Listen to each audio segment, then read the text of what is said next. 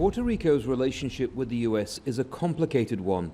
The territory was acquired in 1898, and a century ago Puerto Ricans were granted US citizenship, but those who remain here aren't allowed to vote in presidential elections.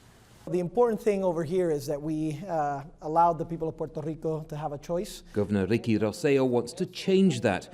Since he came to office, he's been pushing for Puerto Rico to become the 51st US state, and sees the latest referendum as a way of ending uncertainty about the island's future. The world has all but eradicated colonial territories. So it is a shameful status, in my view. It is one that inhibits the growth of Puerto Rico, so it shouldn't move forward. Voters here will be given three options: independence, statehood, or remaining a US territory, but it's proving controversial.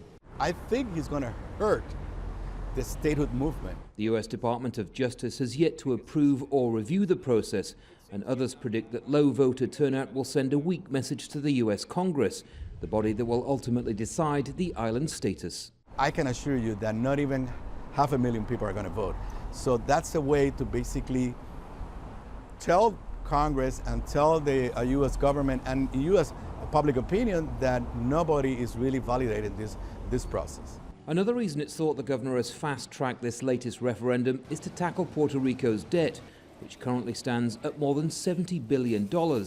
Nonetheless, voters remain divided. We want statehood right now, and we deserve to have it.